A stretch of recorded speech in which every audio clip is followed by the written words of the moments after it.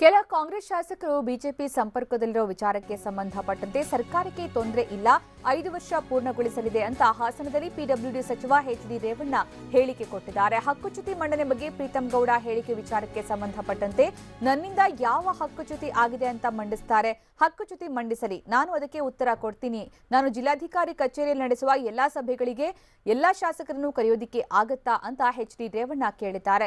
Protocol ಕಾರ್ಯಕ್ರಮ ಸರಿಯಾಗಿ ಅನುಸರಿಸೋದಕ್ಕೆ ಅಧಿಕಾರಿಗಳಿಗೆ ಹೇಳ್ತೇನೆ ಅಂತ ಸಚಿವ ಎಚ್.ಡಿ. ರೇವಣ್ಣ ಹೇಳಿದ್ದು, ಅಭಿವೃದ್ಧಿ ವಿಚಾರದಲ್ಲಿ ರಾಜಕೀಯ ಬೆರೆಸಬೇಡಿ ಅಂತ ಕಿಡಿಕಾರಿದ್ದಾರೆ. ಆಕಸ್ಮಿಕವಾಗಿ ಶಾಸಕರಾದವರಿಗೆಲ್ಲ ನಾನು ಪ್ರತಿಕ್ರಿಯಿಸೋದಿಲ್ಲ ಅಂತ ಹಾಸನದಲ್ಲಿ ಪಿಡಬ್ಲ್ಯೂಡಿ ಸಚಿವ ಎಚ್.ಡಿ. ರೇವಣ್ಣ ಹೇಳಿಕೆ ನೀಡಿದ್ದಾರೆ.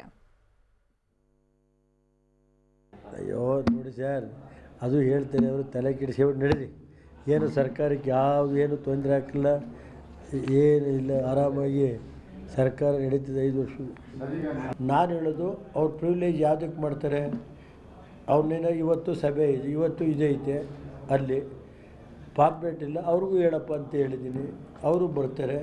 ಪ್ರತಿ ಇದಕ್ಕೆ ಕಾರ್ಯಕ್ರಮಕ್ಕೆ ನನ್ನ ಪ್ರಿವಿಲೇಜ್ ಏನಿದೆ ಪ್ರೋಟೋಕಾಲ್ ಅದನ್ನು ಮೇಂಟೈನ್ ಮಾಡಿ ಅಂತ ಸಂಬಂಧಪಟ್ಟ ಅಧಿಕಾರಿಗಳಿಗೆ ಸೂಚನೆ ಕೊಡ್ತೀನಿ.